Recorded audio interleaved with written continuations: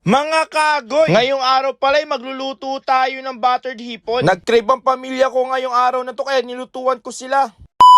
Bago nga ang lahat, pumunta muna ako ng palengke namin para bumili ng mga kakailanganin natin sa pagluluto ng buttered hipon. Ewan ko ba kung ano-anong kinikrib ng mga pamilya ko ngayong araw na to. Pagkatapos ng pagbili ko ng mga seasoning natin, pumunta na nga ako sa bilihan ng mga mais. Bali 100 pesos pa lang isang kilo. Saka naman ako pumunta sa wet market saan maghahanap tayo ng murang hipon. Pagkakaalam ko kasi ang isang kilo ngayon nasa 600 to 500. At buti na lang meron akong nakitang isang kilo nasa 400 pesos. Kaya dito na lang ako bumili kay ate. All goods na rin yung mga hipon niya, malalaki na rin mga tol. Pang buttered shrimp ito. Nung nakauwi nga ako ng bahay namin mga tol, syempre dahil garlic seafood nga ang ating iluluto, ready ako ng maraming bawang. Hindi tayo gagamit ng sibuyas. Binalatan ko nga lahat at saka hinati-hati ko ng maliliit. Kailangan talagang paghati dito yung maliliit talaga na parang paminta. Nakakapagod nga lang maghiwa ng bawang. Kaya hinayaan ko muna yung bawang. Nag-focus muna ako sa mais. Bali 4 na piraso pala yan kaso tinanggal ko na yung isa. Pang may merienda ko na lang kapag nalaga na yun. Bali hatiin nga natin ito ng maigi. Yung mahirap nga lang maghati ng mais. At dahil garlic seafood nga iluluto natin, kumuha na rin pala ako ng pangpanghang. Abay, para maging quality yung aming kakainin mamaya. At syempre, na-ready na natin yung mga ingredients. Dito naman tayo sa main ingredients na gagamitin natin. Hugasan ko pala ito ng maigi at tatanggalin pala natin yung mga ibang parte dyan. Tatanggalin pala natin yung maraming kamay. At saka tatanggalin rin natin yung kulay itim na nasa taas ng hipon. Hindi ko nga alam kung paano tanggalin ito. Gumamit na lang ako ng gunting para matanggal talaga yung itim. Yan yung hindi natin isasama sa pagluluto natin. Dahil marumi daw yan mga kaagoy. Ito na nga yung naging itsura ng ating hipon nung nalinisan na nga ito. Hindi na siya mukhang gusgusin. At after nga yun mga kaagoy, nilabas ko na yung pinakamamahal kong kawali. At saka binuksan ko na nga yung kalan namin. Una pala natin gagawin mga kaagoy, maglalagay muna tayo ng tubig na wasa sa ating kawali. At saka ilalagay naman natin itong mais natin. Lalambutin muna natin ito bago tayo magluto mismo ng ating iluluto ngayong araw na to. Kumulo na nga itong ating pinapakulo ang mais kaya okay na yan. Kaya tinanggal ko na nga yung mais sa kanyang pinagkukuluan. Gagamit pala tayo dito ng malaking dairy cream, sa malaking butter. Gagamitin natin ito para maluto tong ating hipon. Kada niluluto talaga itong mga kaagoy sobrang bango. Kaya patutunawin muna natin ito bago natin ilagay dito yung ating mga bawang. Ay natunaw na pala kaya ilalagay na natin itong ating bawang. Igigisa lang natin itong bawang natin mga kaagoy hanggang maluto ang bawang. Siguro sa paggamit ng apoy habang nagigisa tayo ng bawang ay medium heat lang. Huwag masyadong kalakasan. At kung naluto na nga, saka natin ilagay itong ating sili. At gumamit tayo dito ng tomato paste para mamula-mula ang ating inulutong garlic hipon. At siya nga pala maglalagay rin tayo dito ng Filipino style tomato sauce. Kung wala kayong tomato sauce, pwede kayong gumamit ng papa ketchup. Kailangan natin ito para mas lalong sumarap itong ating iluluto. Bukod doon ay naglagay na rin pala tayo dito ng papa banana ketchup. Sayang lang din hindi nagagamit kaya nilagay ko na nga ito. Pero take note, pwede kayong maglagay ng banana ketchup. At saka hinalo-halo ko na nga ito ng maigi hanggang kumalat lahat ng pampalasa na nilagay natin. At pagkatapos ng mga kaagoy, saka ko naman na nilagay itong ating hipon. Masarap kumain ng ganito kaso yun nga lang napakamahal. Ewan ko ba bakit sobrang mahal ng hipon. Dati lang naman nabibili lang ito sa 150 isang kilo. Ngayon, kalahati ng 1,000. Siguro mahirap talaga huliin ito. Kaya ganun kamahal siguro ito. Naglagay na rin tayo ng isang boteng Sprite dyan. Yun nga lang, nalit lang ang paglalagay natin dito. Pero all goods lang naman mga tol dahil same ingredients lang naman ng ating ginamit. Pagkalagay, hintayin lang natin ang kumulo ng maigi. At saka ilalagay na natin dito yung mais natin mga kaagoy. Haluin ulit ang haluin ito maigi. Hanggang yung mais, mahigop niya yung sarap. Mga 3 minuto, maluluto na ito mga kaagoy. O par, anong ulam nyo dyan sa inyo? Siya nga pala, kung umabot ka pala sa video to, pakicomment naman kung taga saan ka. Para alam ko kung saan napadpad ang aking video. O siya, luto na nga tong ating garlic hipon. Panalo na naman tayo ngayong araw na to. Napakasarap ng ulam natin.